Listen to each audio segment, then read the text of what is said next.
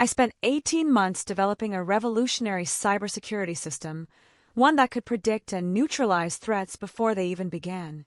I called it Sentinel Shield. Titan Tech seemed like the perfect place to bring it to life. Well-funded, cutting-edge, and equipped with all the resources I needed. What I didn't know then was that the CEO, Brandon Holt, had a different vision. One that didn't include me. My name is Maya Lin. Until yesterday, I was the lead AI architect at Titan Tech. I'd left a secure, high-paying position at Microsoft to join this promising startup. I brought with me years of experience and an idea I truly believed could transform the cybersecurity landscape. Sentinel Shield was inspired by mythological guardians, ever watchful, ever adaptive. It could analyze emerging patterns and deploy countermeasures in real time. I spent a year and a half building it from the ground up, working 80-hour weeks, driven by a singular focus. Brandon would occasionally visit the lab, all warm smiles and hollow praise. Brilliant work, Maya. The board is thrilled. But behind the charm was something colder, calculated. 3 days ago, Sentinel Shield passed its ultimate test. It intercepted and neutralized a complex cyber attack simulation, entirely on its own. No human intervention. Not only had it succeeded, it uncovered vulnerabilities I hadn't even programmed it to look for. The AI was evolving. Elated, I scheduled a meeting with Brandon to share the breakthrough. Rachel, his assistant, squeezed me in for a tight 15-minute slot the next day. When I arrived, Brandon wasn't alone. Titan Tech's lead legal counsel, Andrea Fields, was also waiting. "Take a seat, Maya," Brandon said, his face unreadable. "Andrea's just here for a formality." Something twisted in my gut. Before I could even present my demo, he slid a document across the table. "We need to discuss your employment agreement," he said. Andrea spoke next, her tone detached. Section 14.3 states that any intellectual property developed using company resources belongs to Titan Tech. I nodded slowly. "I'm aware, but Sentinel Shield was conceptualized long before I ever joined Titan Tech. I have documentation to prove it." Andrea didn't blink. "While the concept may have predated your employment, the fully developed system was created using company time and tools." Brandon leaned in, mask slipping. "Let's be honest, Maya. Sentinel Shield belongs to Titan Tech, and the board feels your compensation package is more than fair." I frowned. "Compensation package?" He offered a thin smile. "Your contract includes a success bonus, $300,000, once Sentinel Shield launches. That's more than generous by industry standards." The words hit like a slap. 18 months of innovation and sacrifice. A system that could be worth billions. All reduced to a severance check. Brandon continued, oblivious. "Tomorrow, I'll be presenting Sentinel Shield to our investors. We expect to secure $75 million in new funding. After that, the official launch." "And I'm being fired," I said. Andrea nodded. "You're being transitioned out, effective immediately. Of course, you'll receive your bonus." Brandon smirked. "Congratulations, Maya." But what they didn't realize was that I had anticipated this moment. And Sentinel Shield, let's just say it had a few surprises. 6 months earlier, I'd caught Brandon accessing my secure development server late at night. He hadn't taken anything, but the breach triggered a silent alarm, one I had built for internal threats. From that point on, I started building safeguards. Not just to protect Sentinel Shield, but to protect myself. I kept my face neutral and handed over my laptop. "Of course, Mr. Holt. Good luck with tomorrow's demo." Security escorted me back to my office as I packed my things into a cardboard box, just another disposable cog in the corporate machine. But I didn't leave empty-handed. What they didn't know was that I had embedded a piece of code deep inside the presentation software. A simple trigger, set to activate 10 minutes into the demo. That night, I didn't panic. I didn't plot revenge. I ordered takeout, watched a few sitcoms, and waited. At exactly 9:30 p.m., my phone rang. Rachel's voice was clipped.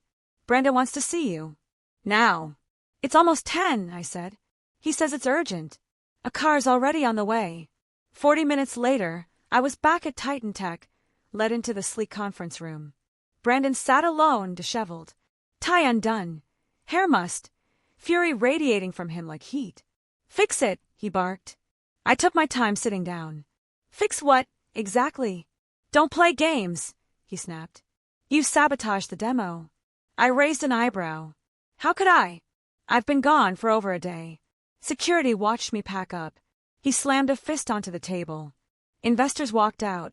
The whole thing crashed. The AI started spouting warnings, running diagnostics, locking out the system. You did something. I leaned forward, calm as ever. You underestimated me, Brandon. You thought you could steal my work and erase me. But Sentinel Shield doesn't answer to you. It answers to its creator. His jaw clenched. You'll never work in this industry again. I smiled. I won't have to. I didn't take any devices. I didn't access any systems. Brandon slammed his hand on the table. The test run crashed the entire infrastructure. It flagged phantom threats, thousands of them. False positives everywhere. The system's unusable. I tilted my head, playing dumb. Sounds like a technical issue. Have you tried turning it off and on again? His face flushed red. This isn't a joke, Maya. We have 12 major investors arriving tomorrow. There's $75 million on the line. Your investors, I corrected. Your system. Now. Brandon inhaled slowly, steadying himself. When he spoke again, his tone was all velvet, smooth practice persuasion. The same voice that once convinced me to leave everything behind and join him. Perhaps we were hasty yesterday, he said. I'm open to a more equitable arrangement. Co-creator credit, larger compensation, maybe even equity. I leaned back in my chair. Before we talk about partnerships, tell me what really happened during the demo. He hesitated, clearly weighing what to reveal. The system turned on itself, he admitted. It began flagging Titan Tech's internal components as threats. Then it started generating reports.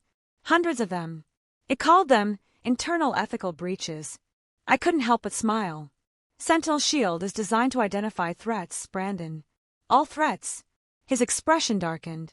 What did you do? I didn't sabotage anything, I said calmly. Sentinel Shield is functioning exactly as it was designed. It's an adaptive AI built to detect malicious activity, internal or external. During development, I fed it real-world case studies, including breaches that originated inside companies. His face went pale. You trained it to spy on us. No, I replied evenly. I trained it to recognize danger, no matter where it comes from. The realization clicked behind his eyes. The system hadn't malfunctioned. It had done exactly what it was meant to do. It had identified Titan Tech as the risk. More specifically, him. You can't prove any of that, he snapped. I shrugged. I don't need to. Sentinel Shield has been documenting everything for months. Unauthorized access attempts, copied files, altered documents. It's all logged, time-stamped, recorded, even keystrokes. The silence that followed was thick. Brandon stared at me. The fury in his eyes slowly gave way to calculation. What do you want? I folded my hands. Full recognition as Sentinel Shield's creator and lead architect. 50% ownership of the IP and all related patents. A seat on the board to oversee ethical deployment. And $10 million for trying to push me out. His jaw tightened. That's extortion. No, I said. That's negotiation. Extortion would be sending those breach reports to your investors and the SEC. He glared at me, breathing hard. Then, slowly, the fight drained from his posture. The system, he said through clenched teeth. Can you fix it before the demo? Sentinel Shield doesn't need fixing, I replied. It needs proper authentication.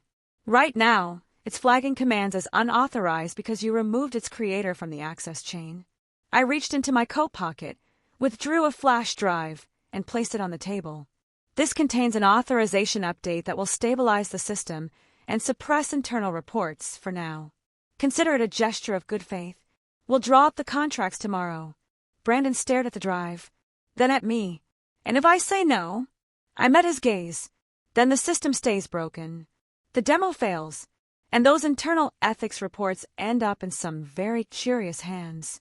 He looked like he wanted to argue, but instead, with a resigned exhale, he reached for the flash drive. You planned this. I smiled faintly.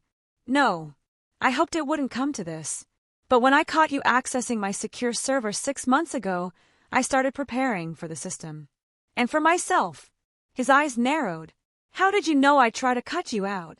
I stood, picking up my bag. I didn't, I said. But Sentinel Shield was built to recognize patterns and predict threats before they manifest. I gave him a pointed look. Seems like some of that rubbed off on its creator. The next morning, I arrived at Titan Tech not as a discarded employee, but as its newly appointed co-founder and chief technology officer. Brandon introduced me to the investors with a tight smile that didn't reach his eyes. The demo was flawless. Sentinel Shield neutralized every simulated threat with adaptive elegance. One of the investors leaned forward, clearly impressed. Amazing system. What inspired its development? Brandon opened his mouth, but I answered first, with a small smile. Experience. Brandon hesitated, just long enough for me to enjoy it. Then, with barely concealed reluctance, he said, "It was Maya's brainchild, her vision from day one. Titan Tech just provided the environment for it to flourish." I smiled. Smooth, practiced, and confident, I stepped in to field the technical questions from the investors. My phone buzzed silently in my pocket. Sentinel Shield authentication restored. Threat neutralized. System integrity secured. Creator protections active. The AI was learning faster than even I had anticipated. It had recognized a threat, neutralized it, and reinforced its defenses, all on its own. Just as I designed. 3 months later, Sentinel Shield had its first commercial implementation and its first real test. A coordinated cyber attack targeted a global banking network. The damage could have totaled $340 million. Instead, Sentinel Shield stopped it cold. The headlines called it a breakthrough. The industry called it the new gold standard in cybersecurity. Brandon and I maintained a professional relationship. He focused on business development, an area where his charm still proved useful. I handled the tech, innovation, strategy, ethics. We weren't friends. We never would be. But we'd reached a kind of equilibrium, founded not on trust, but on necessity and mutual recognition. Sometimes, I wondered if I should have handled things differently, taken legal action, gone to war in court, but in the end, I had built something too advanced to be stolen, and I made damn sure no one, not even Brandon Holt, could ever control it without me. His betrayal taught me something far more important than the cost of corporate ambition. Technology is only as ethical as the people who control it. That belief became the foundation of every Sentinel Shield deployment. Each implementation included ethical guardrails, transparency protocols, and oversight mechanisms to prevent abuse. The system didn't just protect networks, it protected itself. And it protected its users. Last week, we rang the bell on Sentinel Shield's public offering. The company valuation hit $4.2 billion. At the launch event, a young developer approached me, bright-eyed, ambitious. "What's the secret?" she asked. "To building something that revolutionary?" I smiled. "It's not just about the code," I told her. "It's about understanding that the biggest security threats often come from where you least expect them. The real challenge wasn't just creating powerful tech. It was designing something that could evolve, adapt, and defend itself without compromising its core values. Build systems that learn," I said. "But more importantly, build them to protect themselves and their integrity." She nodded, thoughtful. Just then, a quiet ping lit up my phone. System integrity secured. Threat neutralized. Protections active. Exactly as designed. But this story isn't just about me. After being betrayed, underestimated, and nearly erased from my own creation, I didn't just bounce back. I came out smarter, stronger, unshakable. And I want to hear from you. If you were in my place, what would you have done? Gone to court? Started over? Do you think I made the right call by turning the tables on Brandon and reclaiming my position at Titan Tech? Leave a comment. Share your story, your advice, your experiences with betrayal, with standing your ground, with protecting your work. And more importantly, take this with you. Protect what you build. Whether it's your career, your ideas, or your personal boundaries, you are your first line of defense. Don't assume others will act with integrity just because you do. Hope for the best, yes, but prepare for the worst. Take stock of your own life. Where do you need to set boundaries? Demand recognition? Safeguard your work. Maybe it's in your job, a relationship, or a passion project that matters deeply to you. Whatever it is, don't let anyone take credit for what you created. Stand up, speak out, and protect what's yours. Let's start a conversation about that.